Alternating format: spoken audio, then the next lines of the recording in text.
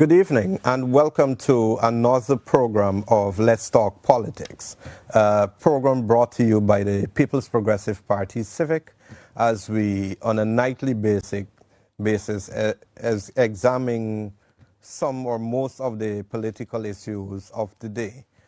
We also address many issues of national interest, and we also seek to correct some of the inaccuracies that continue to be peddled by the other side.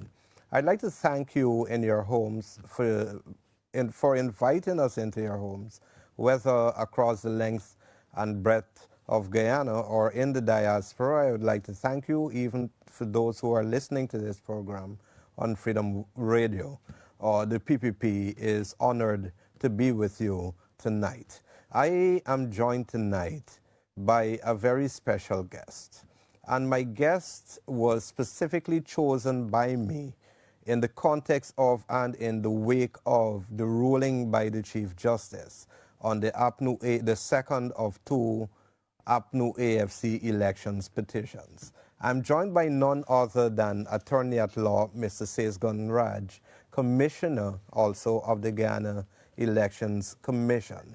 Sase, I want to thank you. I know you have been busy at work. I know the challenges you have been facing politically and otherwise as it relates to ensuring Guyana's democracy is sound. So thank you for taking this time out.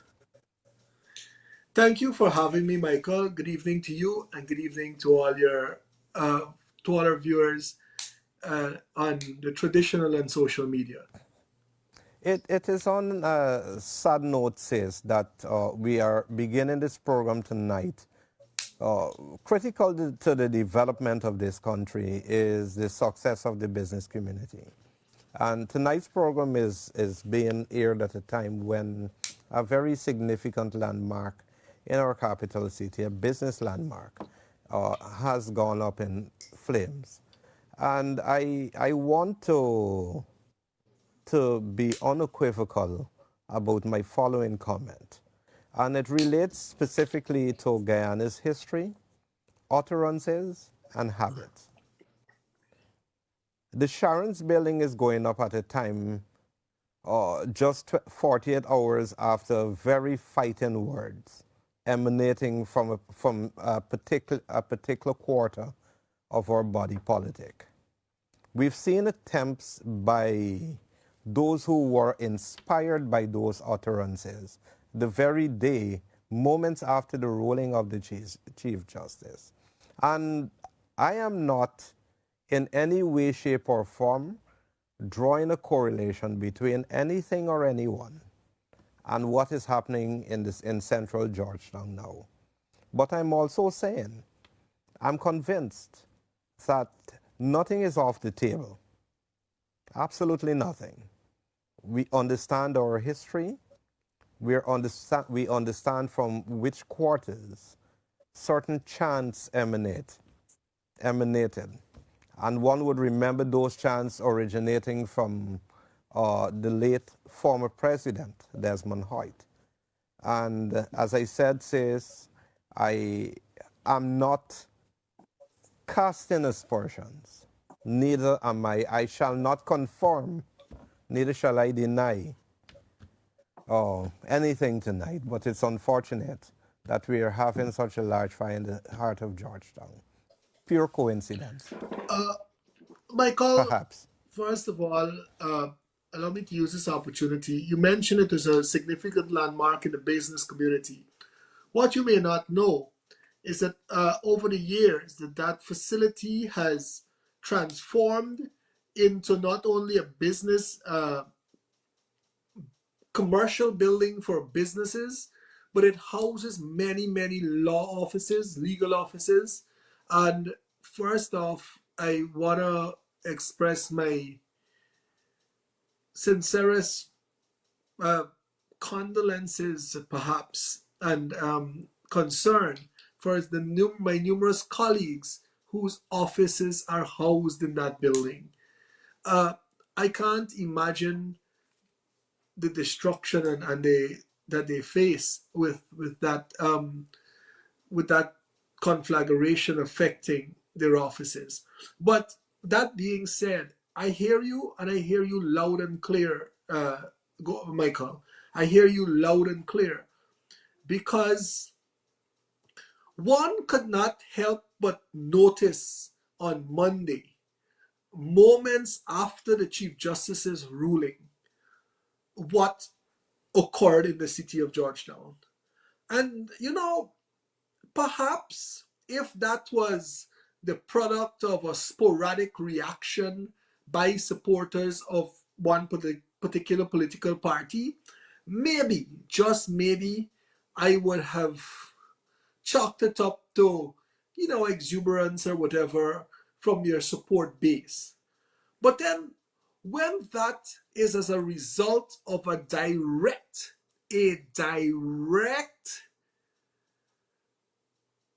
uh, speech to the masses, or, well, I don't, it's not masses, it was a few gathered, but that this highlights so many things, Michael.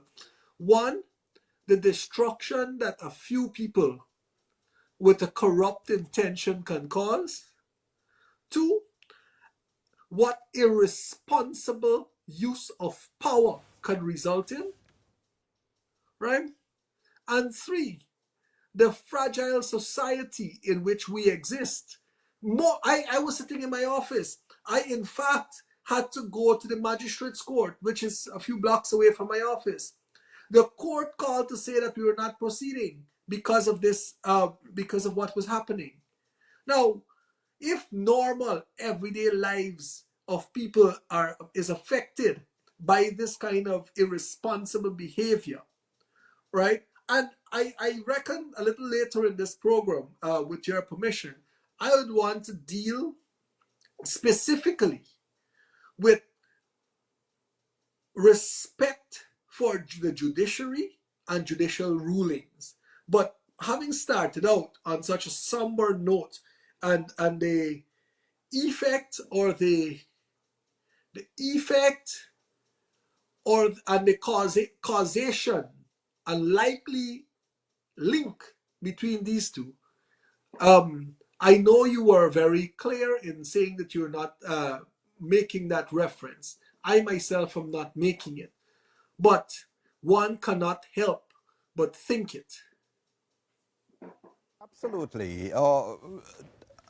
I have to be, again, for the sake of emphasis, I have to be very pellucid about the fact that there has been no correlation, no correlation has been drawn between the two.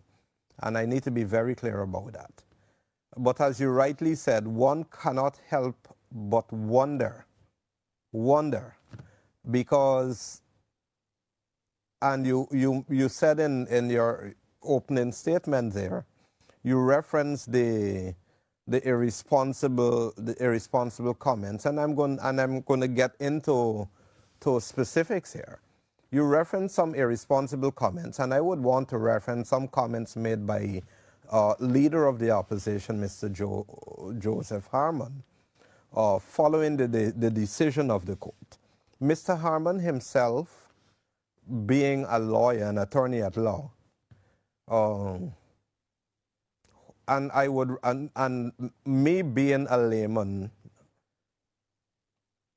understand that there is some code of ethics in the legal fraternity as it relates to the wanton pulling down of members of the judiciary, vulgar attacks on decisions, vulgar attacks on members of the judiciary, and even vulgar attacks on colleagues within the fraternity. I was taken aback, says, when I heard certain comments from the leader of the opposition. And those comments went on to reference we shall fight. And moments later, you saw those rogue elements on Regent Street attempting to do, I'm not very clear what was attempted on Regent Street on Monday, but of course, and I have no doubt that they were inspired by comments by the leader of the opposition. There were support. Those elements are supporters of the opposition, and one cannot but think that many people who were part of that mob felt that they were acting on the invite, acting on the instructions, acting on the clear guidance and insinuation by their leader. And you're right, sis, it's an abuse of power. And I continue to be taken aback. I continue to be taken aback, and I continue to be hurt by the unimaginable manipulation of the supporters of the APNU AFC. And I do not understand why these people allow themselves to be manipulated. It is glaring for all to see that they were lied to. And I am also going to go out on a limb and say that the leaders of the APNU AFC are more than aware that the petitions which they filed were nothing else but baskets in their attempt to fetch water, says. Look, Michael, let's start from the start. The laws of Guyana, as they are presently constituted, caters for challenges to the results of elections to be done in a specific way. That specific way, as we know it, is an elections petition. Any aggrieved party is free to file an elections petition. In fact, and this may sound very strange, a party that was quote unquote victorious or who won an elections can even file an elections petition. Say, for example, that you got 34 seats and you thought you should have gotten 35, etc. So any party that contested an election can file an elections petition. It is the only way established in law to challenge the results of an election. Admirably, after the long and insidious and almost treasonous acts for 5 months, there was a declaration. You challenge the results by way of an elections petition. You must be prepared. You must be prepared to accept the results of the process. But this is a continuation. This is a continuation of the shenanigans that were attempted for 5 months. You contested in elections, you lost, and you refused to accept the results. You went to the second tier. You challenged those results in an elections petition. The court has ruled against you.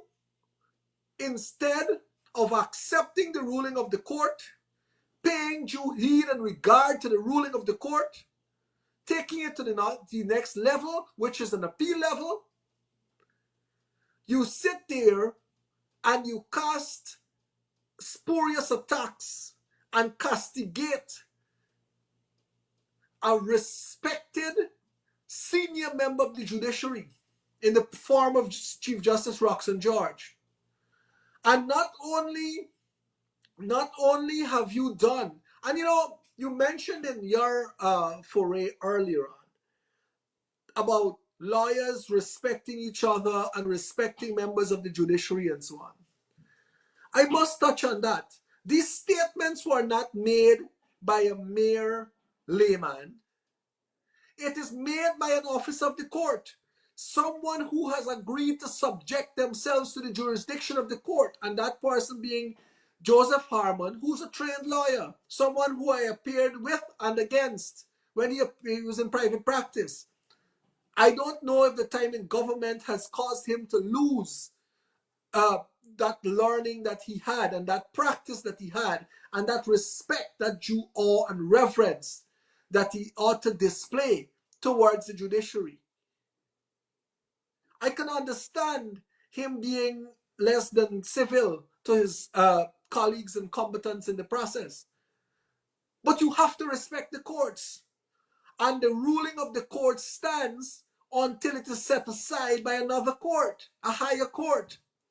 So the ruling of the Chief Justice must be respected at all times.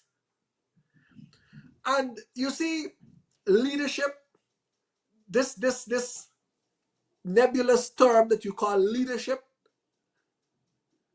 it comes, great rights come with great responsibilities. And you must exercise those rights that you have, which are vested upon you by being a leader, responsibly. You cannot and ought not to send your flock to do those things. You are supposed to be responsible. And you mentioned that it is a basket to fetch water. It is. Because what the APNU plus AFC asked the court to pronounce on in both of the elections petitions were matters that for the most part were litigated upon. I know the Guyanese public, especially on social media, makes fun about res judicata. Res judicata, of course, being a Latin term which translates to the thing decided. Res being thing, judicata decided, the thing decided. But it sounds like Judy Carter and so on. So people call it all kinds of things. They say yes, Judy is back and that kind of stuff. But yes, it was decided, perhaps, and I had this discussion with a colleague just on Monday. And the person said, I'm fed up with it because while the jurisprudence, particularly in the area of elections laws, are improving or have been improved through these shenanigans, it has become repetitive. It's the same thing that you have to focus on all over again, right? And it is quite distasteful. It is quite distasteful and disappointing to see mature people and people who ought to be responsible behaving in this manner. It's sad. You see, says there are a couple of things on my own mind. One is the fact that David Granger, Joseph Harmon, Walter Lawrence, and company are aware that they lost an election. Vincent Alexander. And we're going to come to Mr. I'll Alexander a touch bit. on that just now, I hope. We're going to come to Mr. Alexander a bit later. But however, they are aware that the APNU AFC coalition government failed. It essentially was adjudged a one-term administration after failed policies and mismanagement of the country. And however, they misled their supporters. And even in the act of the petitions and all the subsequent and preceding shenanigans, it is my view that the leadership of the PNC is aware that even though we lost, we said certain things to our supporters.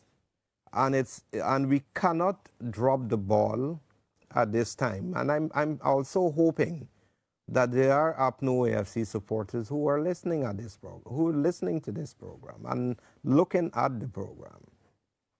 Because I think they should really know the comments, the shenanigans, and all that has been said and done before now and now are essentially performances, necessary performances, because we have gone too far to give up. We've taken it too far, and the ball cannot be dropped now.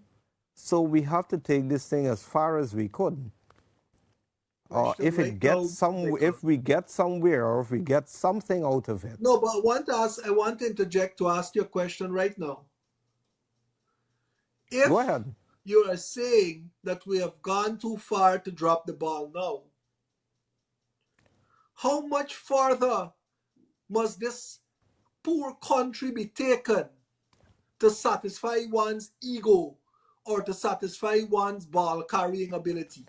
I could answer that very simply, sis. Uh, my my own estimation tells me that these guys don't care. They don't care. This country went without many constitutionally required procedures, including a national budget, because following the no confidence motion, you had a group of people who were determined to squat in office without even considering the consequences. Mr. Granger boasted on one of his party programs just recently that the APNU Ghana had a successful coalition that lasted for over 10 years, which brought the country nothing, and a coalition that successfully held office for 5 years. This guy is saying so after having lost a no confidence motion after year 3 and squatted in office for 2 more years. So my direct answer to that is, if I can't put it more bluntly, that them ain't care. They don't No, care. but you know what, Michael? When you critically analyze this position, right? You know what it does? You could say them in K, but you know who care? You know who cares? The people who are suffering. We are existing in a pandemic. We have a government who is doing everything to ensure that relief is brought to the people. Only earlier this evening, I was listening to the COVID update in Trinidad on the radio. And when I listened to the COVID update there, because it's something that the numbers I pay keen attention to on a daily basis in Ghana. I just happened to hear the Trinidad numbers this afternoon. And you know what is interesting? Per capita, our numbers are almost on par with that of Trinidad. And I know, and I'm saying this particularly in light of the fact of persons calling for more stringent measures, etc. A call that His Excellency the President, I think, dealt with during his press conference today. And speaking of the President's press conference, I am happy that the President called the leader of the opposition out on this kind of irresponsible behavior vis-a-vis the what we just spoke about in relation to um, the elections petition and his utterances immediately following. But coming back to the COVID numbers, what you have we were more or less on par per capita with what the numbers are in Trinidad. But importantly, and this made me feel like I had a degree of comfort when I heard this, our vaccination levels are among some of the highest vaccination levels per capita in this region and perhaps some parts of the world. It is a testimony of the desire of the administration to ensure the safety of its citizens in this COVID pandemic. And I am mentioning this COVID pandemic because I am quite aware of the ravaging effect it is having on the lives of ordinary people. Everyone, regardless of which status, it has no creed or color or religion or social standing. Everyone is susceptible. And imagine in a COVID pandemic, you have this kind of suffering that is afflicting people. And yet you have man-made suffering that is attempted to be foisted on people, right? You think people don't care, but those people who are affected in this critical manner, those are the persons who care. Those are the persons who one by one are taking notice, right? We may not see the effects of it now, but believe you me, I am sure as night follows day that people are taking notice and you will see the effects at a later time. I absolutely agree with you. And your comment is also relevant in the context of encouraging your supporters. And again, some people may think that, okay, this young man has always been referencing comments made by former President David Granger. But I have to, Mr. Granger is the leader of the coalition. He is the leader of the party. And he handpicked his opposition leader, and essentially, he is ultimately responsible for the actions of the opposition. No one else can be. And that But I Michael, said, you can't says, expect any but greater. says I said that to say that on the same program I referenced, on which Mr. Granger appeared, he noted that his party, the PNC, could not hold a Congress because we can't have a super spreader event in his words. However, his super spreader event usually occur outside of courtrooms because Yes, but the Michael, APNU FC has always been gathering you are supporters in large saying that numbers. Joseph Harmon is a hand-picked opposition leader by David Granger, and he is ultimately responsible. Yes. David Granger sat as the president of this country and presided over, was prepared to be sworn in on fraudulent results. Absolutely. How much more, and responsibility and being responsible adults and all these things and responsible leaders seems to be the watchword this week. How much more irresponsible behavior do you want to see? What else do you expect?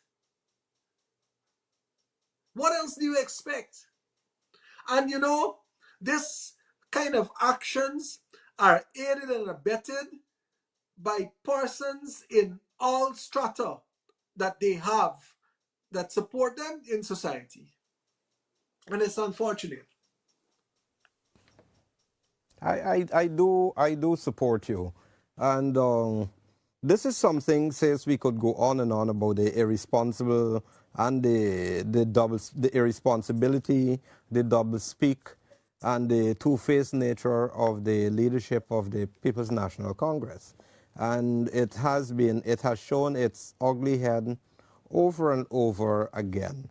But says I want us to move on to a recent program aired on social media, the content of which, most of the content of which was carried in one of our daily publications as news content.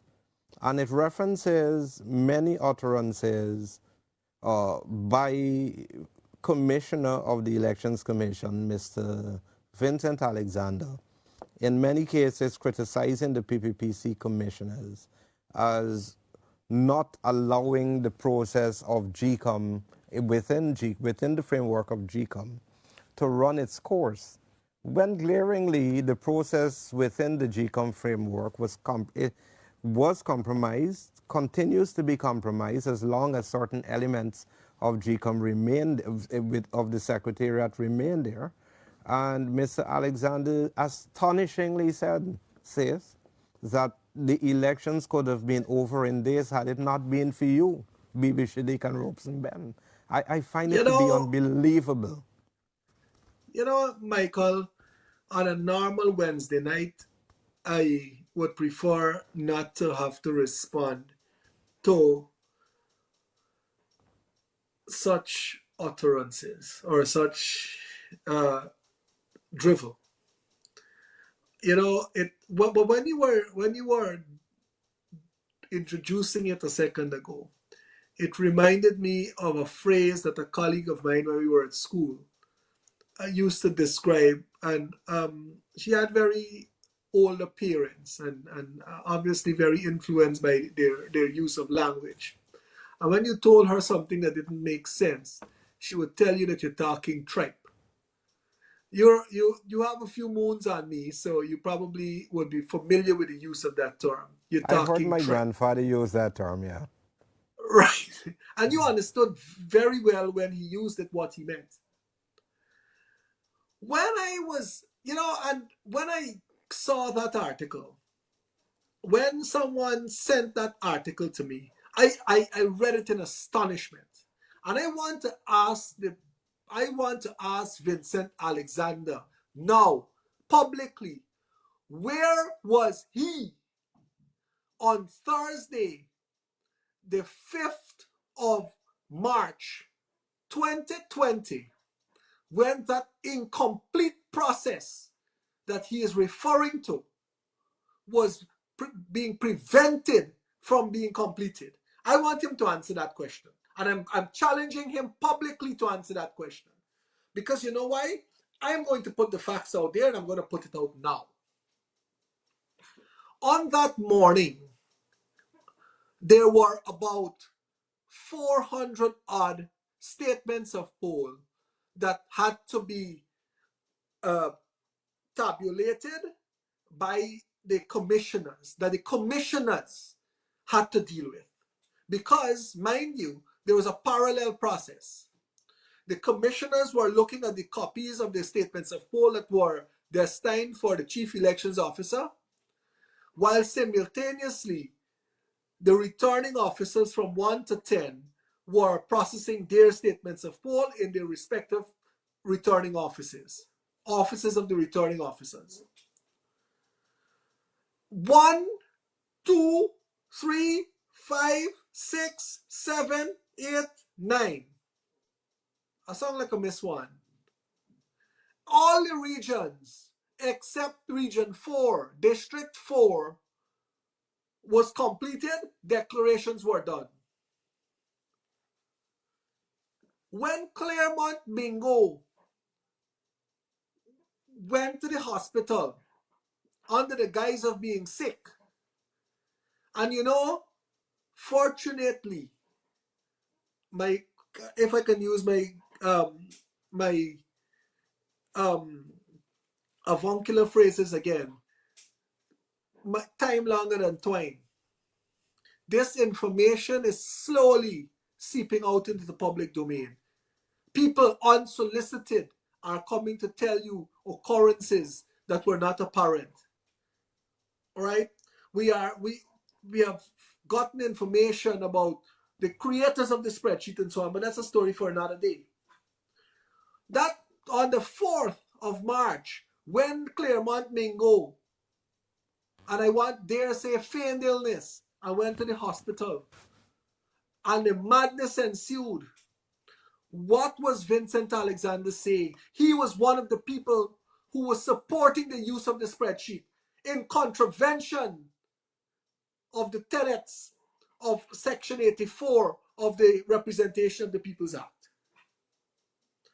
When we sat there all night, that Wednesday night, trying to get Keith Lowenfield to have his officers complete their tasks, where was Vincent Alexander? On the morning of the 5th, the Thursday morning, when Mingo had not completed his process, when a bomb scare was called on the Ashman's building, where was Vincent Alexander? Where was Vincent Alexander when Roxanne Myers ushered Karen Cummings into the Ashman's building, sequestered a room in the Ashman's building? This is a candidate in the elections, holding a meeting in the Ashman's building and threatening to revoke the accreditation of observers. Where was Vincent Alexander then? After Mingo attempted on the first occasion to declare the results without having complied with the requirements of Section 84 of the Representation of the People's Act, where was Vincent Alexander? Who was contriving? After that first attempt, the chairman summoned the meeting of the commission. Keith Lowenfield was called on the telephone. He absented himself. He removed himself from the building. Keith Lowenfield was called in the presence of all commissioners, including the chairman. Keith Lowenfield said, I am coming back. And the process to complete the tabulation will restart to completion. As we are doing that, Mingo is on a balcony in Ashwin's building attempting to declare again. You know, Michael, I had said this privately in a commission meeting, and I had reminded my colleagues that sometimes at certain stages in your life, you need to make good with your maker because you don't know when your number will be called on that roll up yonder. All of us have to be prepared for that day. All of us have to be prepared for that day. And sometimes you have to sleep with a clear conscience. And I wonder sometimes when I see these public utterances, if people's conscience don't bother them. At no time did Mingo comply with the tenets of Section 84.1. Never, ever. So, you know, Vincent Alexander can spare me and this nation the bull crap that it is, because everybody sees through it. Everybody sees through it. At every juncture, when there was an opportunity to write this, right? Instead of seeing the process completed in the manner contemplated by law, what you had instead were naked attempts to derail the process rather than have it concluded. You see And you know, the Vincent. pardon me. Go on. Go ahead, sis. Go ahead. You see, on Monday last, as I sat in that Zoom meeting that hosted the Chief Justice's ruling, and I heard the references, the inordinate number of references to Order 60, Michael, up to today, I mentioned to someone the genesis of Order 60. I remember on the morning of the 17th of March, when it was brought to our attention by the Chief Elections Officer. Let me put 17th of March in context for you. 17th of March is the day following the infamous fumigation of the Arthur Chung Conference Center, when the first recount process was supposed to happen. To stall The or prevent 17th the of recount. March was the morning after police ranks assaulted then Commissioner Robeson Bed. March 17th was the morning after the ballot box watch continued at the conference center. So putting that in context, the Chief Elections Officer came to a meeting of the commission that we had that morning and informed that the CARICOM team that was assembled by Prime Minister Motley, then chairman of CARICOM, required some official document with which to operate.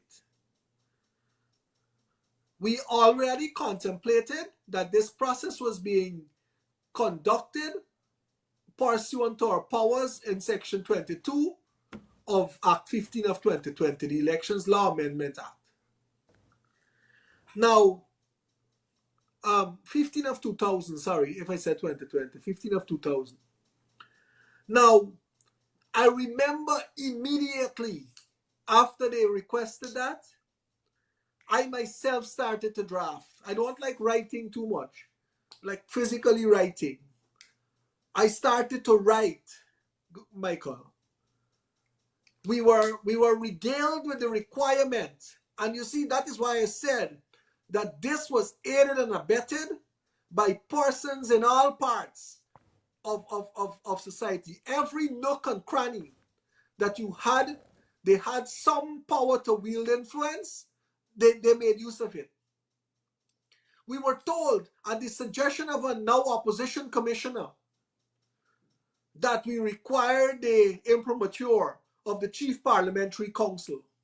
Myself, another commissioner from the opposite side, and the legal officer went to the AG's chambers to meet with the chief parliamentary council. You know who we met there? Basil Williams, then Attorney General, the chief parliamentary counsel, and an officer from his office, Raphael Trotman and James Bond. Moments after, and the chief parliamentary counsel kept saying that what we were attempting was unlawful. That advice was parroted by the legal officer of GCOM, unsolicited.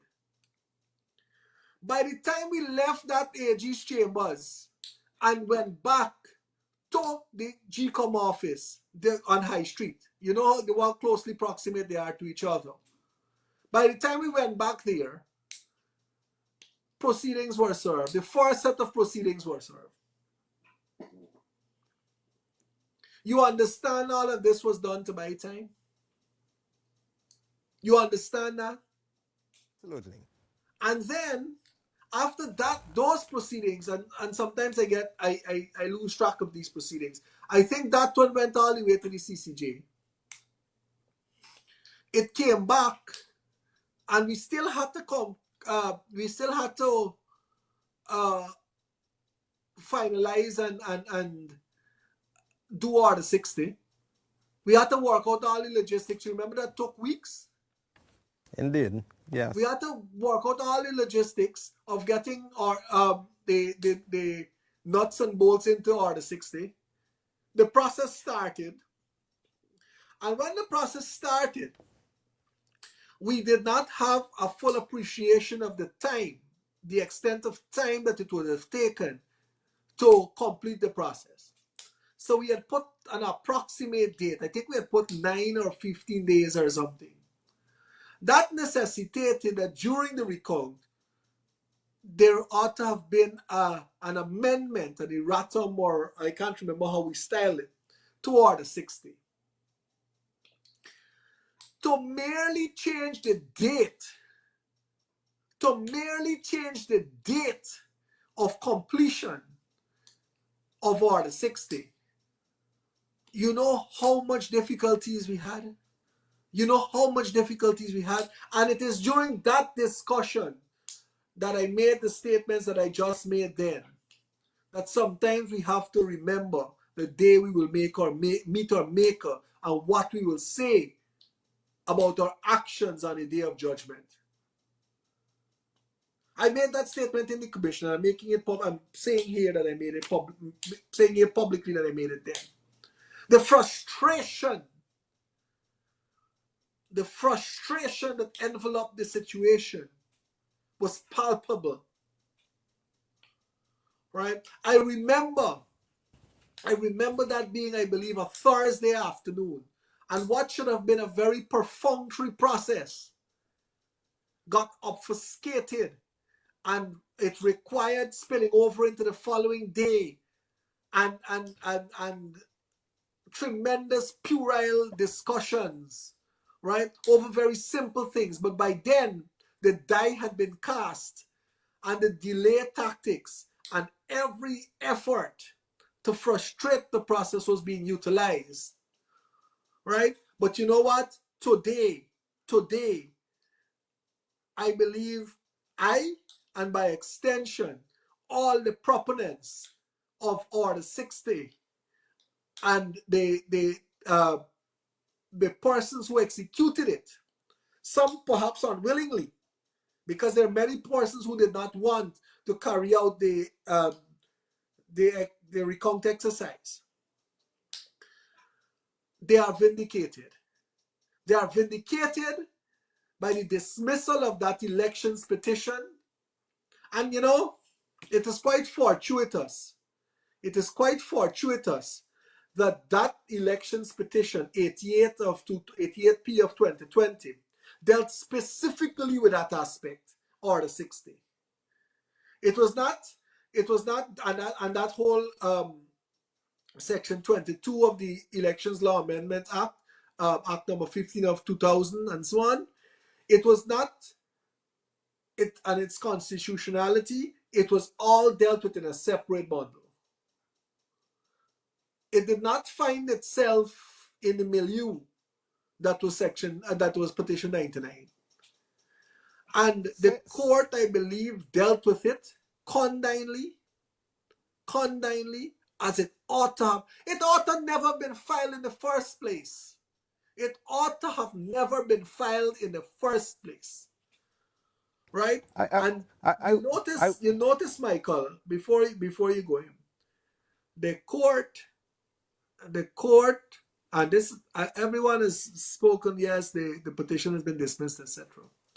This issue of costs, the court has said that the costs will be taxed if not decided between the parties. Now, that is when persons will know. Persons who like to run up the court steps, that is when they will know where the barley grows. I like the way you put that. I want you to respond to a specific quote on the same social media program. A specific quote from Mr. Alexander, where he said, and I quote, Region 4 declaration, good or bad, is never, like all other declarations, a final declaration. The final declaration is only made when 10 declarations are brought together and the commission pronounces. The system allows for the commission to pronounce. The commission deprives itself consciously of the opportunity to pronounce and must be held responsible for the contrived crisis. These were the words to which your actions, Robeson Ben's actions, Bibi Shadik's actions, were described by Mr. Alexander as the three architects of the contrived crisis which cost Guyana 5 months. How do you respond to that? I don't know, Michael, whether these puerile utterances of Alexander predated the ruling of the Honorable Chief Justice. And for his own sake and dignity, I hope that it does. Because when you listen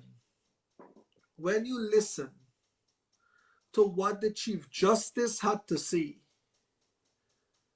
about the need for Order 60, its necessity, its utility, its genesis, I think if those statements were made prior to the ruling of the Chief Justice, I can probably excuse Vincent Alexander by a bit. However, if they were made post, then I'm more sorry and worried for him than I previously was. Jump in the middle here The and say Chief Justice I'm said surprised that you very would be clearly. surprised. I wouldn't be surprised. No, nothing surprises me anymore. Nothing surprises me anymore. Absolutely nothing. Absolutely nothing. But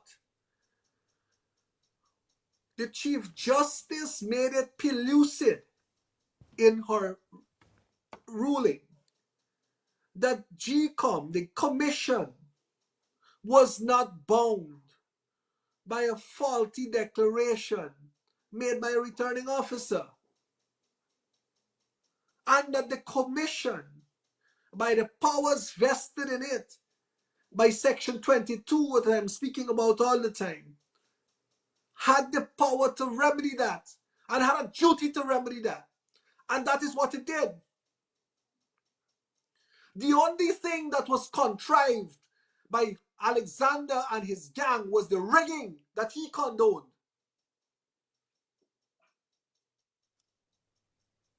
I'm going to ask you a question that many comrades, many Guyanese have been asking. And this, of course, follows, and I'm going to reference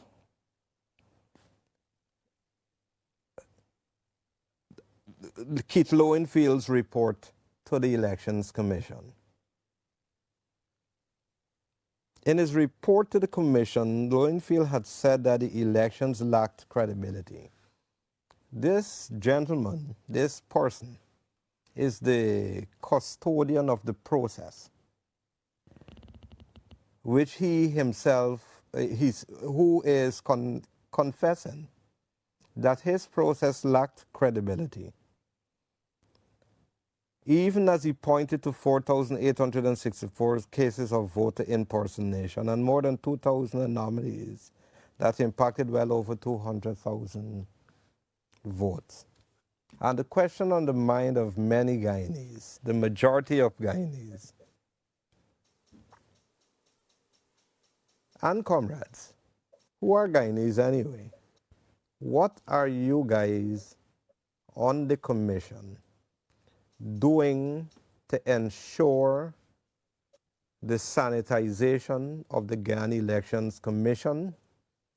Mr. Keith Lowenfield has undoubtedly been compromised. I referenced the manner with which Ms. Roxanne Myers was selected as Deputy Chief Elections Officer. The actions of many staffers of the commission.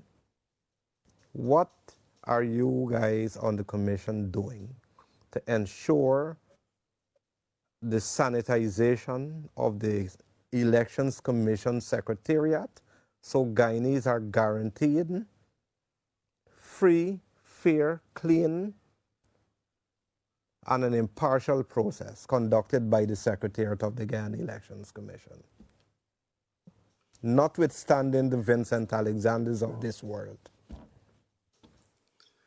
Michael, when you started your intro of that question, I could have seen your direction a mile away.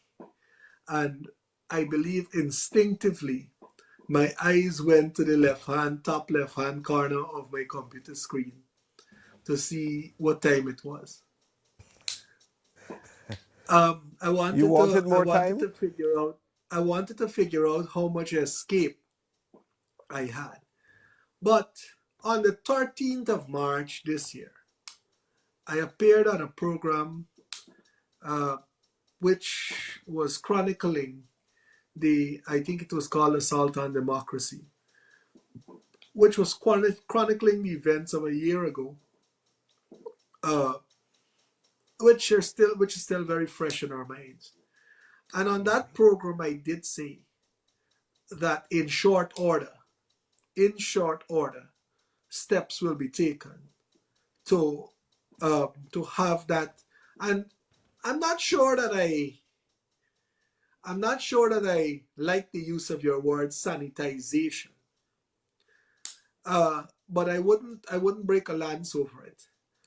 The removal of the rogue elements of the Guyana Elections Commission is a necessity, and I want to say, when I said in short order, then I had a lot of questions about what in short order meant. But I believe, and I make bold to say that in a matter of days, that the public will see some movement in this regard. If I must do it myself, even. I must beg your forgiveness for me putting you on the spot, but I've seen comments from members of the public on these programs. I too conducted some of those programs, Assault on Democracy. And when you examine the comments, the big question was, are these rogue elements, will these rogue elements be allowed to continue in the Guyana Elections Commission? We're going And into, we're going, the short answer is no, Michael. The short answer is no. However, the reality is, uh, everyone, regardless of how rogue or not you are, you're entitled to due process. I know sometimes, the patience is the patience of you want to see some things happen right away, right? But there's a, I believe it is Longfellow. Um, I think it is Longfellow who had said about the um, I'm trying to find it to remind of it. Um, the the mills of God grind slowly, but they grind exceedingly small.